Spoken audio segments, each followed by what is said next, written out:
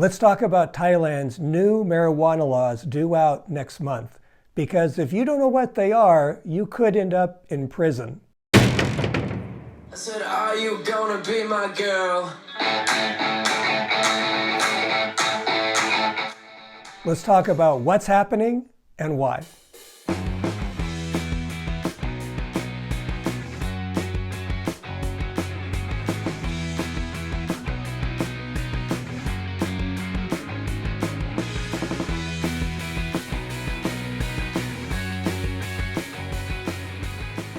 Watdee cap, Sawatdee my cap.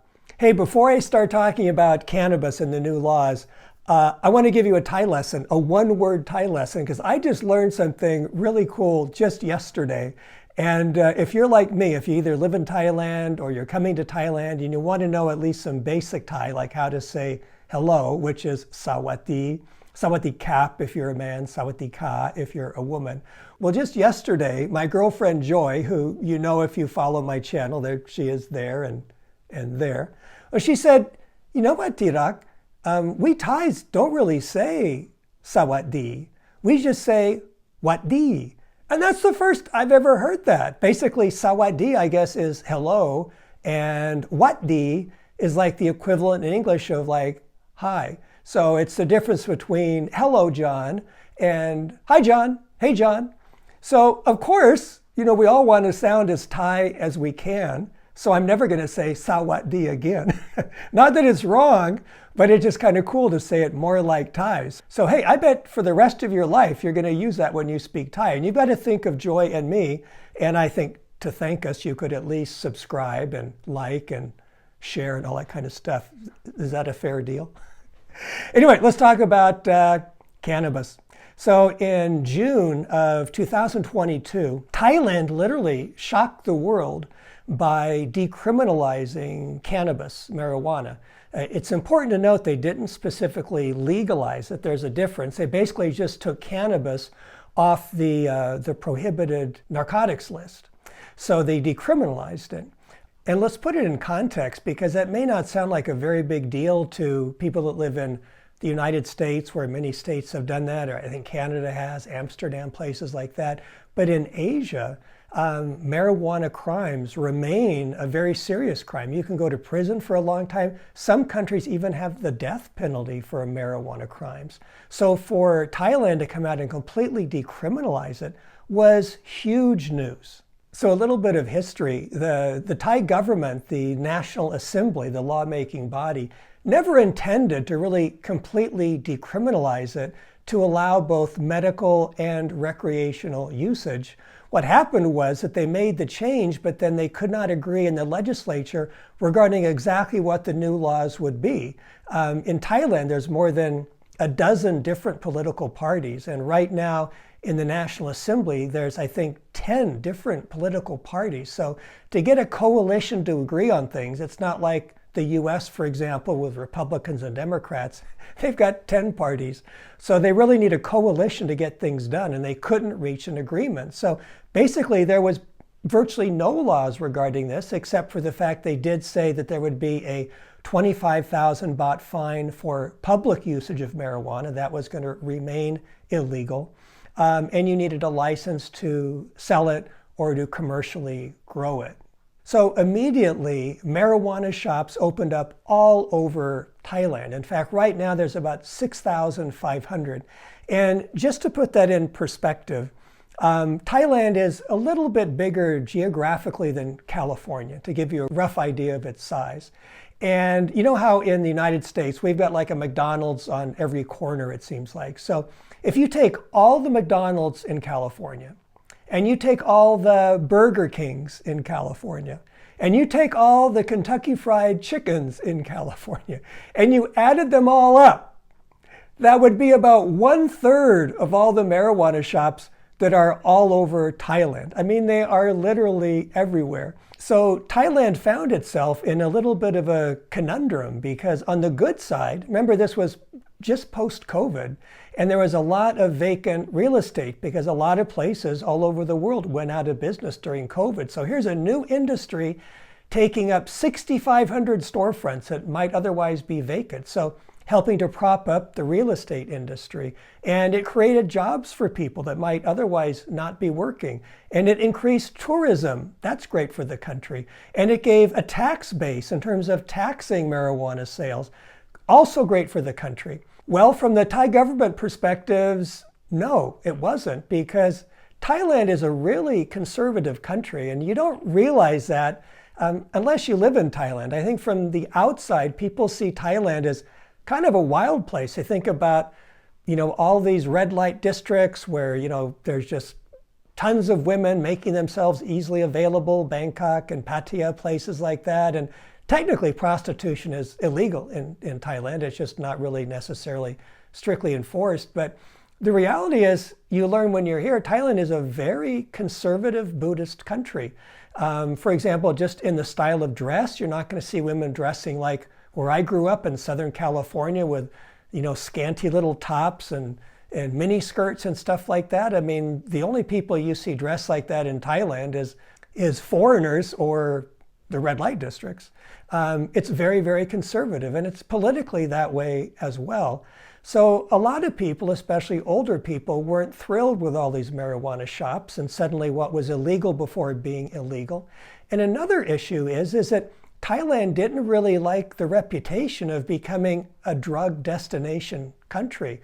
They want to be famous for their friendly people and the great food and the beautiful beaches and the nice prices, and all those things are certainly true, and that's what brings most of us to Thailand. But there are some people that are interested in other things, and they're already battling the sex destination reputation. They don't want that either. So to add the drug destination to the sex destination is something Thailand is not interested in, and something that they don't deserve that kind of a bad reputation. So right now, and for the last couple of months, the Thai Assembly has been negotiating exactly what this new bill would be. And everyone knows pretty much what it's going to be, and I'll tell you. Some things remain uncertain, and I'll tell you what I think will happen there based upon people that I've spoken to and just reading a lot and making some educated guesses. So what is certain is that recreational use is going to end. That doesn't mean that there's going to be a huge change, though, because my prediction, and the prediction most people have, is that of all these marijuana shops presently open, almost all of them will stay open as long as they've got a legitimate license. The goal is to change the usage to medicinal.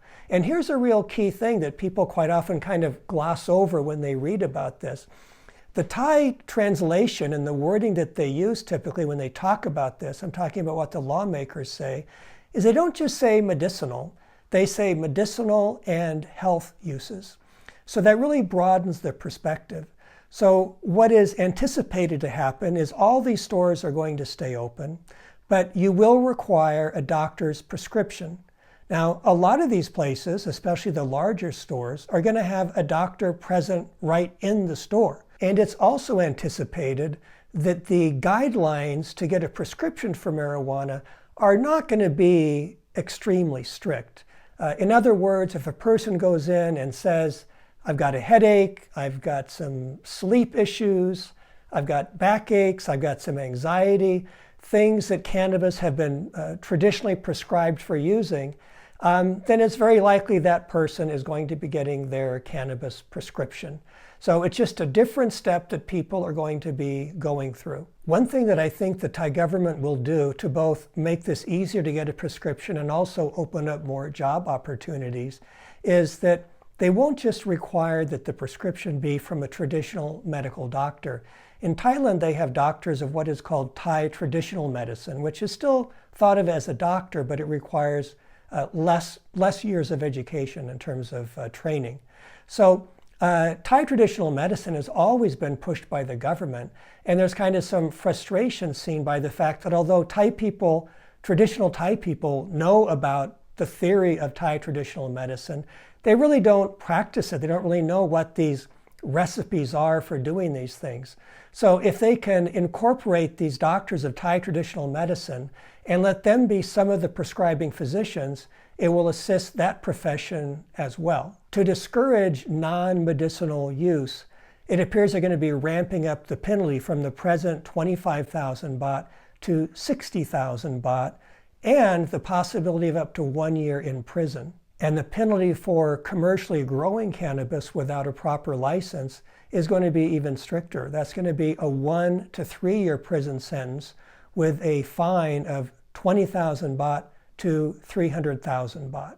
Another change that is almost certain to occur is that right now a lot of the cannabis shops are almost like marijuana bars. You can use the product on the premises. They might have patios, for example.